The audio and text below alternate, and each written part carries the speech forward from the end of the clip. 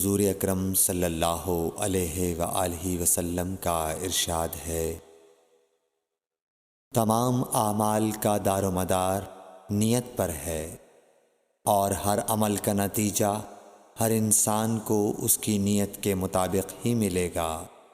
پس جس کی ہجرت دولت دنیا حاصل کرنے کے لیے ہو یا کسی عورت سے شادی کی غرض سے ہو، پس اس کی ہجرت انہی چیزوں کے لیے ہوگی جن کے حاصل کرنے کی نیت سے اس نے ہجرت کی۔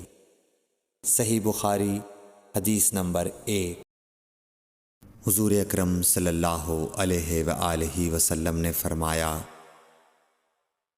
کہ وحی نازل ہوتے وقت کبھی مجھ کو گھنٹی کی سی آواز محسوس ہوتی ہے، اور وحی کی یہ کیفیت مجھ پر بہت شاق گزرتی ہے۔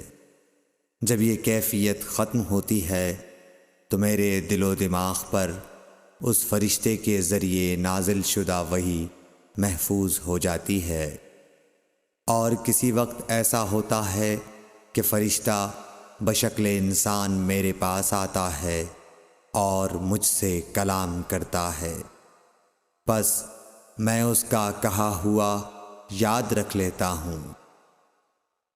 صحیح بخاری حدیث نمبر 2۔ حضرت صلی اللہ علیہ وآلہ وسلم پر وحی کا ابتدائی دور اچھے سچے پاکیزہ خوابوں سے شروع ہوا۔ آپ خواب میں جو کچھ دیکھتے وہ صبح کی روشنی کی طرح صحیح اور سچا ثابت ہوتا۔ پھر من جانب قدرت آپ تنہائی پسند ہو گئے، اور آپ نے غار حرا میں خلوت نشینی اختیار فرمائی، اور کئی دن اور رات وہاں مسلسل عبادت اور یاد الہی و ذکر میں مشغول رہنے لگے۔ جب تک گھر آنے کو دل نہ چاہتا توشہ ہمراہ لیے ہوئے وہاں رہتے۔ توشہ ختم ہونے پر ہی اہلیہ محترمہ حضرت خدیجہ رضی اللہ تعالی عنہا کے پاس تشریف لاتے، اور کچھ توشہ ہمراہ لے کر پھر وہاں جا کر خلوت گزین ہو جاتے۔ یہی طریقہ جاری رہا یہاں تک کہ آپ پر حق منکشف ہو گیا، اور آپ غار حرا ہی میں قیام پذیر تھے کہ اچانک حضرت جبرائیل علیہ السلام آپ کے پاس حاضر ہوئے اور کہنے لگے کہ اے محمد پڑھو۔ آپ فرماتے ہیں کہ میں نے کہا کہ میں پڑھنا نہیں جانتا۔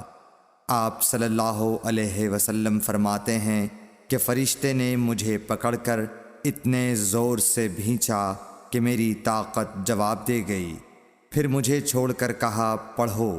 میں نے پھر وہی جواب دیا کہ میں پڑھا ہوا نہیں ہوں۔ اس فرشتے نے مجھ کو نہایت ہی زور سے بھینچا کہ مجھ کو سخت تکلیف محسوس ہوئی۔ پھر اس نے کہا کہ پڑھ۔ میں نے کہا میں پڑھا ہوا نہیں ہوں۔ فرشتے نے تیسری بار مجھ کو پکڑا اور تیسری مرتبہ پھر مجھ کو بھینچا، پھر مجھے چھوڑ دیا اور کہنے لگا کہ پڑھو اپنے رب کے نام کی مدد سے جس نے پیدا کیا اور انسان کو خون کی پھٹکی سے بنایا۔ پڑھو اور آپ کا رب بہت ہی مہربانیاں کرنے والا ہے۔ پس یہی آیتیں آپ حضرت جبرائیل علیہ السلام سے سن کر اس حال میں غار حرا سے واپس ہوئے کہ آپ کا دل اس انوکھے واقعے سے کانپ رہا تھا۔ آپ حضرت خدیجہ کے ہاں تشریف لائے اور فرمایا کہ مجھے کمبل اوڑھا دو، مجھے کمبل اوڑھا دو۔ لوگوں نے آپ کو کمبل اوڑھا دیا۔ جب آپ کا ڈر جاتا رہا تو آپ نے اپنی زوجہ محترمہ حضرت خدیجہ رضی اللہ تعالی عنہا کو تفصیل کے ساتھ یہ واقعہ سنایا، اور فرمانے لگے کہ مجھ کو اب اپنی جان کا خوف ہو گیا ہے۔ آپ کی اہلیہ محترمہ حضرت خدیجہ رضی اللہ تعالی عنہا نے آپ کی ڈھارس بندھائی اور کہا کہ آپ کا خیال صحیح نہیں ہے۔ اللہ کی قسم آپ کو اللہ کبھی رسوا نہیں کرے گا۔ آپ تو اخلاق فاضلہ کے مالک ہیں، آپ تو کنبہ پرور ہیں، بے کسوں کا بوجھ اپنے سر پر رکھتے ہیں، مفلسوں کے لیے آپ کماتے ہیں، مہمان نوازی میں آپ بے مثال ہیں، اور مشکل وقت میں آپ امر حق کا ساتھ دیتے ہیں۔ ایسے اوصاف حسنہ والا انسان یوں بے وقت ذلت و خواری کی موت نہیں پا سکتا۔ پھر مزید تسلی کے لیے حضرت خدیجہ رضی اللہ تعالی عنہا آپ کو ورقہ بن نوفل کے پاس لے گئیں، جو ان کے چچا زاد بھائی تھے اور زمانہ جاہلیت میں نصرانی مذہب اختیار کر چکے تھے اور عبرانی زبان کے کاتب تھے۔ چنانچہ انجیل کو بھی حسب منشائے خداوندی عبرانی زبان میں لکھا کرتے تھے۔ انجیل سریانی زبان میں نازل ہوئی تھی، پھر اس کا ترجمہ عبرانی زبان میں ہوا۔ ورقہ اسی کو لکھتے تھے۔ وہ بہت بوڑھے ہو گئے تھے، یہاں تک کہ ان کی بینائی بھی رخصت ہو چکی تھی۔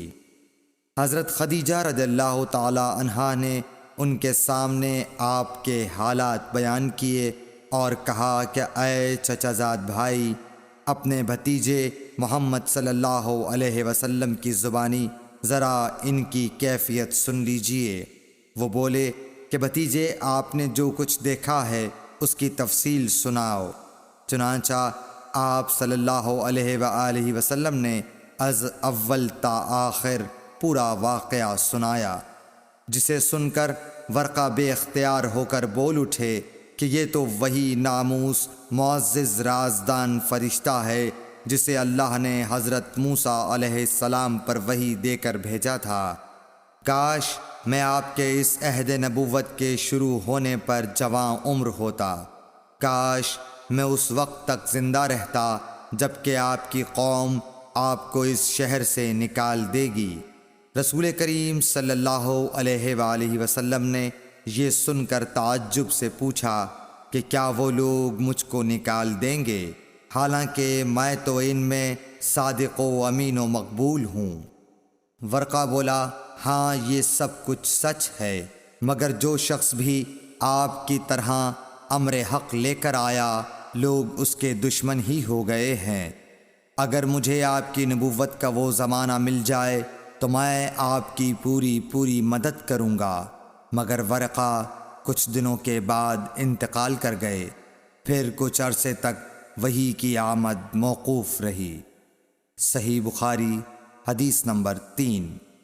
حضور اکرم صلی اللہ علیہ وآلہ وسلم نے وحی کے رک جانے کے زمانے کے حالات بیان فرماتے ہوئے کہا کہ ایک روز میں چلا جا رہا تھا کہ اچانک میں نے آسمان کی طرف ایک آواز سنی، اور میں نے اپنا سر آسمان کی طرف اٹھایا۔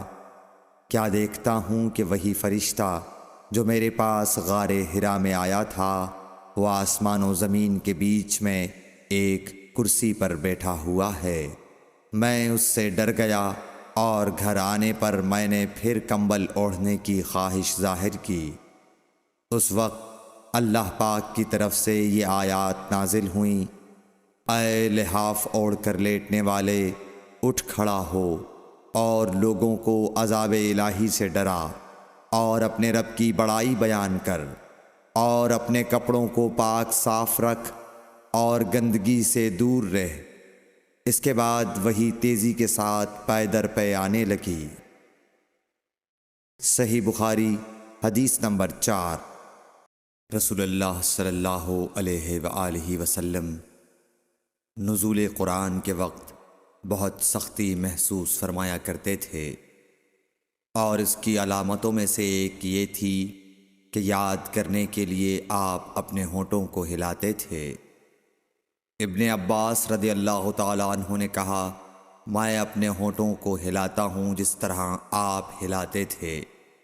سعید کہتے ہیں، میں بھی اپنے ہونٹ ہلاتا ہوں جس طرح ابن عباس رضی اللہ تعالی عنہ کو میں نے ہلاتے دیکھا۔ پھر انہوں نے اپنے ہونٹ ہلائے۔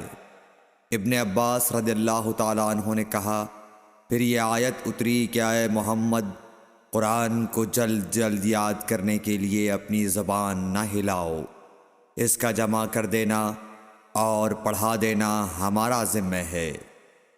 حضرت ابن عباس رضی اللہ تعالی عنہ کہتے ہیں، یعنی قرآن آپ صلی اللہ علیہ وآلہ وسلم کے دل میں جما دینا اور پڑھا دینا ہمارے ذمے ہے۔ پھر جب ہم پڑھ چکے تو اس پڑھے ہوئے کی اتباع کرو۔ ابن عباس رضی اللہ تعالی عنہ فرماتے ہیں، اس کا مطلب یہ ہے آپ اس کو خاموشی کے ساتھ سنتے رہو، اس کے بعد مطلب سمجھا دینا ہمارے ذمے ہے۔ پھر یقیناً یہ ہماری ذمہ داری ہے کہ آپ اس کو پڑھو، یعنی اس کو محفوظ کر سکو۔ چنانچہ اس کے بعد جب آپ کے پاس حضرت جبرائیل علیہ السلام وحی لے کر آتے تو آپ توجہ سے سنتے۔ جب وہ چلے جاتے تو رسول اللہ صلی اللہ علیہ وسلم اس وحی کو اس طرح پڑھتے جس طرح حضرت جبرائیل علیہ السلام نے اسے پڑھا تھا۔ صحیح بخاری حدیث نمبر 5۔ رسول اللہ صلی اللہ علیہ وآلہ وسلم سب لوگوں سے زیادہ جواد سخی تھے، اور رمضان میں دوسرے اوقات کے مقابلے میں جب جبرائیل علیہ السلام آپ صلی اللہ علیہ وآلہ وسلم سے ملتے بہت ہی زیادہ جود و کرم فرماتے۔ جبرائیل علیہ السلام رمضان کی ہر رات میں آپ صلی اللہ علیہ وآلہ وسلم سے ملاقات کرتے اور آپ کے ساتھ قرآن کا دورہ کرتے۔ غرض حضرت صلی اللہ علیہ وآلہ وسلم لوگوں کو بھلائی پہنچانے میں بارش لانے والی ہوا سے بھی زیادہ جود و کرم فرمایا کرتے تھے۔ صحیح بخاری حدیث نمبر 6۔ ہرقل شاہ روم نے قریش کے قافلے میں ایک آدمی بلانے کو بھیجا، اور اس وقت یہ لوگ تجارت کے لیے ملک شام گئے ہوئے تھے، اور یہ وہ زمانہ تھا جب رسول اللہ صلی اللہ علیہ وسلم نے قریش اور ابو سفیان سے ایک وقتی عہد کیا ہوا تھا۔ جب ابو سفیان اور دوسرے لوگ ہرقل کے پاس ایلیا پہنچے جہاں ہرقل نے دربار طلب کیا تھا، اس کے گرد روم کے بڑے بڑے لوگ، علماء، وزراء و امراء بیٹھے ہوئے تھے۔ ہرقل نے ان کو اور اپنے ترجمان کو بلوایا، پھر ان سے پوچھا کہ تم میں سے کون شخص مدعی رسالت کا زیادہ قریبی عزیز ہے؟ ابو سفیان کہتے ہیں کہ میں بول اٹھا کہ میں اس کا سب سے زیادہ قریبی رشتہ دار ہوں۔ یہ سن کر ہرقل نے حکم دیا کہ اس ابو سفیان کو میرے قریب لا کر بٹھاؤ اور اس کے ساتھیوں کو اس کی پیٹھ کے پیچھے بٹھا دو۔ پھر اپنے ترجمان سے کہا کہ ان لوگوں سے کہہ دو کہ میں ابو سفیان سے اس شخص یعنی محمد صلی اللہ علیہ وسلم کے حالات پوچھتا ہوں، اگر یہ مجھ سے کسی بات میں جھوٹ بول دے تو تم اس کا جھوٹ ظاہر کر دینا۔ ابو سفیان کا قول ہے کہ خدا کی قسم اگر مجھے یہ غیرت نہ آتی کہ یہ لوگ مجھ کو جھٹلائیں گے تو میں آپ صلی اللہ علیہ وسلم کی نسبت ضرور غلط گوئی سے کام لیتا۔ خیر، پہلی بات جو ہرقل نے مجھ سے پوچھی وہ یہ کہ اس شخص کا خاندان تم لوگوں میں کیسا ہے؟ میں نے کہا وہ تو بڑے اونچے عالی نسب والے ہیں۔ کہنے لگا اس سے پہلے بھی کسی نے تم لوگوں میں ایسی بات کہی تھی؟ میں نے کہا نہیں۔ کہنے لگا اچھا اس کے بڑوں میں کوئی بادشاہ ہوا ہے؟ میں نے کہا نہیں۔ پھر اس نے کہا بڑے لوگوں نے اس کی پیروی اختیار کی ہے یا کمزوروں نے؟ میں نے کہا نہیں، کمزوروں نے۔ پھر کہنے لگا اس کے تابعدار روز بڑھتے جاتے ہیں یا کوئی ساتھی پھر بھی جاتا ہے؟ میں نے کہا نہیں۔ کہنے لگا کیا اپنے اس دعوی نبوت سے پہلے کبھی کسی بھی موقع پر اس نے جھوٹ بولا ہے؟ میں نے کہا نہیں، اور اب ہماری اس سے صلح کی ایک مقررہ مدت ٹھہری ہوئی ہے، معلوم نہیں وہ اس میں کیا کرنے والا ہے۔ ابو سفیان کہتے ہیں میں اس بات کے سوا اور کوئی جھوٹ اس گفتگو میں شامل نہ کر سکا۔ ہرقل نے کہا کیا تمہاری اس سے کبھی لڑائی بھی ہوئی ہے؟ ہم نے کہا کہ ہاں۔ بولا پھر تمہاری اور اس کی جنگ کا کیا حال ہوتا ہے؟ میں نے کہا لڑائی ڈول کی طرح ہے، کبھی وہ ہم سے میدان جنگ جیت لیتے ہیں اور کبھی ہم ان سے جیت لیتے ہیں۔ ہرقل نے پوچھا وہ تمہیں کس بات کا حکم دیتا ہے؟ میں نے کہا وہ کہتا ہے کہ صرف ایک اللہ ہی کی عبادت کرو، اس کا کسی کو شریک نہ بناؤ، اور اپنے باپ دادا کی شرک کی باتیں چھوڑ دو، اور ہمیں نماز پڑھنے، سچ بولنے، پرہیزگاری اور صلہ رحمی کا حکم دیتا ہے۔ یہ سب سن کر پھر ہرقل نے اپنے ترجمان سے کہا کہ ابو سفیان سے کہہ دے کہ میں نے تم سے اس کا نسب پوچھا تو تم نے کہا کہ وہ ہم سے عالی نسب ہے، اور پیغمبر اپنی قوم میں عالی نسب ہی بھیجے جایا کرتے ہیں۔ میں نے تم سے پوچھا کہ دعویٰ نبوت کی یہ بات تمہارے اندر اس سے پہلے کسی اور نے بھی کہی تھی؟ تو تم نے جواب دیا کہ نہیں۔ تب میں نے اپنے دل میں کہا کہ اگر یہ بات اس سے پہلے کسی اور نے کہی ہوتی تو میں سمجھتا کہ اس شخص نے بھی اسی بات کی تقلید کی ہے جو پہلے کہی جا چکی ہے۔ میں نے تم سے پوچھا کہ اس کے بڑوں میں کوئی بادشاہ بھی گزرا ہے تو تم نے کہا کہ نہیں۔ تو میں نے دل میں کہا کہ ان کے بزرگوں میں سے کوئی بادشاہ ہوا ہوگا تو کہہ دوں گا کہ وہ شخص اس بہانے اپنے آباء و اجداد کی بادشاہت اور ان کا ملک دوبارہ حاصل کرنا چاہتا ہے۔ اور میں نے تم سے پوچھا کہ اس بات کے کہنے یعنی پیغمبری کا دعویٰ کرنے سے پہلے تم نے کبھی اس کو دروغ گوئی کا الزام لگایا ہے؟ تم نے کہا کہ نہیں۔ تو میں نے سمجھ لیا کہ جو شخص آدمیوں کے ساتھ دروغ گوئی سے بچے وہ اللہ کے بارے میں کیسے جھوٹی بات کہہ سکتا ہے۔ اور میں نے تم سے پوچھا کہ بڑے لوگ اس کے پیرو ہوتے ہیں یا کمزور آدمی؟ تم نے کہا کمزوروں نے اس کی اتباع کی ہے۔ تو دراصل یہی لوگ پیغمبروں کے متبعین ہوتے ہیں۔ اور میں نے تم سے پوچھا کہ اس کے ساتھی بڑھ رہے ہیں یا کم ہو رہے ہیں؟ تم نے کہا کہ وہ بڑھ رہے ہیں، اور ایمان کی کیفیت یہی ہوتی ہے حتیٰ کہ وہ کامل ہو جاتا ہے۔ اور میں نے تم سے پوچھا کہ آیا کوئی شخص اس کے دین سے ناخوش ہو کر مرتد بھی ہو جاتا ہے؟ تم نے کہا نہیں۔ تو ایمان کی خاصیت بھی یہی ہے، جن کے دلوں میں اس کی مسرت رچ بس جائے وہ اس سے لوٹا نہیں کرتے۔ اور میں نے تم سے پوچھا کہ آیا وہ کبھی عہد شکنی کرتے ہیں؟ تم نے کہا نہیں۔ پیغمبروں کا یہی حال ہوتا ہے، وہ عہد کی خلاف ورزی نہیں کرتے۔ اور میں نے تم سے کہا کہ وہ تم سے کس چیز کے لیے کہتے ہیں؟ تم نے کہا کہ وہ ہمیں حکم دیتے ہیں کہ اللہ کی عبادت کرو، اس کے ساتھ کسی کو شریک نہ ٹھہراؤ، اور تمہیں بتوں کی پرستش سے روکتے ہیں، سچ بولنے اور پرہیزگاری کا حکم دیتے ہیں۔ لہٰذا اگر یہ باتیں جو تم کہہ رہے ہو سچ ہیں تو ان قریب وہ اس جگہ کا مالک ہو جائے گا کہ جہاں میرے یہ دونوں پاؤں ہیں۔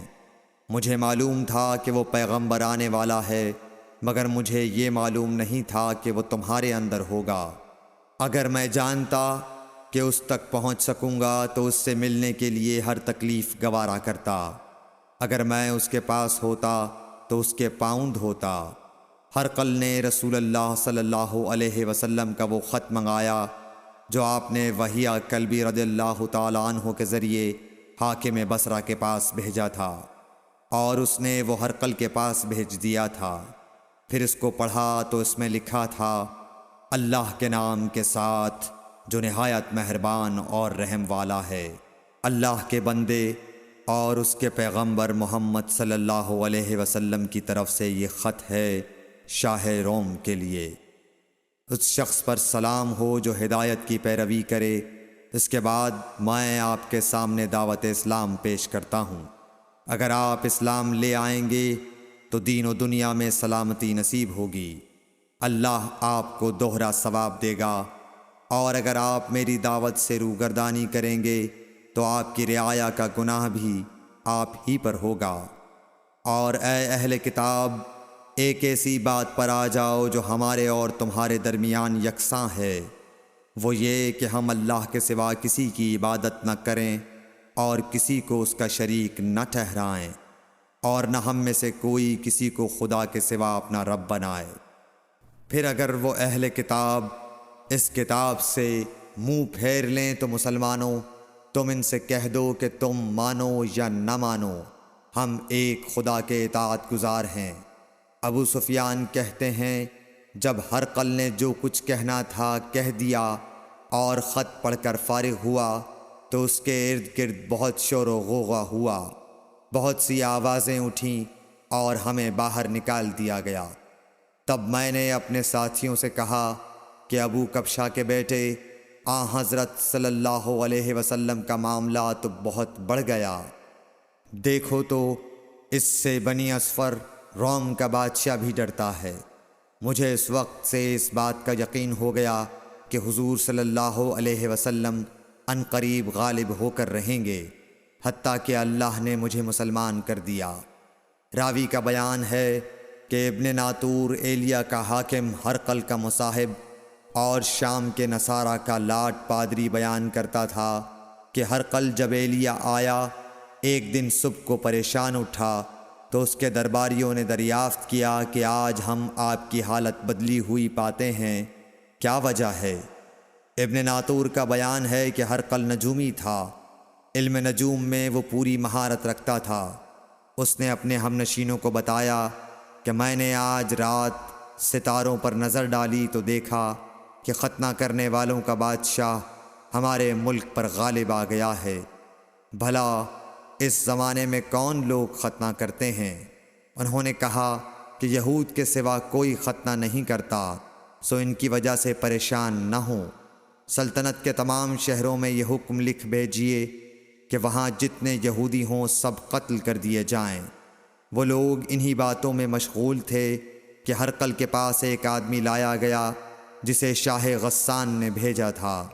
اس نے رسول اللہ صلی اللہ علیہ وسلم کے حالات بیان کیے۔ جب ہرقل نے سارے حالات سن لیے تو کہا کہ جا کر دیکھو وہ ختنہ کیے ہوئے ہے یا نہیں۔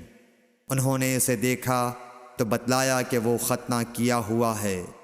ہرقل نے جب اس شخص سے عرب کے بارے میں پوچھا تو اس نے بتلایا کہ وہ ختنہ کرتے ہیں۔ تب ہرقل نے کہا کہ یہی محمد صلی اللہ علیہ وسلم اس امت کے بادشاہ ہیں جو پیدا ہو چکے ہیں۔ پھر اس نے اپنے ایک دوست کو رومیہ خط لکھا اور وہ بھی علم نجوم میں ہرقل کی طرح ماہر تھا۔ پھر وہاں سے ہرقل حمص چلا گیا۔ ابھی حمص سے نکلا نہیں تھا کہ اس کے دوست کا خط اس کے جواب میں آ گیا۔ اس کی رائے بھی حضور صلی اللہ علیہ وسلم کے ظہور کے بارے میں ہرقل کے موافق تھی کہ محمد صلی اللہ علیہ وسلم واقعی پیغمبر ہیں۔ اس کے بعد ہرقل نے روم کے بڑے آدمیوں کو اپنے حمص کے محل میں طلب کیا اور اس کے حکم سے محل کے دروازے بند کر لیے گئے۔ پھر وہ اپنے خاص محل سے باہر آیا اور کہا، اے روم والو، کیا ہدایت اور کامیابی میں کچھ حصہ تمہارے لیے بھی ہے؟ اگر تم اپنی سلطنت کی بقا چاہتے ہو تو پھر اس نبی صلی اللہ علیہ وسلم کی بیعت کر لو اور مسلمان ہو جاؤ۔ یہ سننا تھا کہ پھر لوگ وحشی گدھوں کی طرح دروازوں کی طرف دوڑے، مگر انہیں بند پایا۔ آخر جب ہرقل نے اس بات سے ان کی یہ نفرت دیکھی اور ان کے ایمان لانے سے مایوس ہو گیا تو کہنے لگا کہ ان لوگوں کو میرے پاس لاؤ۔ جب وہ دوبارہ آئے تو اس نے کہا، میں نے جو بات کہی تھی اس سے تمہاری دینی پختگی کی آزمائش مقصود تھی، سو وہ میں نے دیکھ لی۔ تب یہ بات سن کر وہ سب کے سب اس کے سامنے سجدے میں گر پڑے اور اس سے خوش ہو گئے۔ بالآخر ہرقل کی آخری حالت یہی رہی۔ صحیح بخاری حدیث نمبر 7۔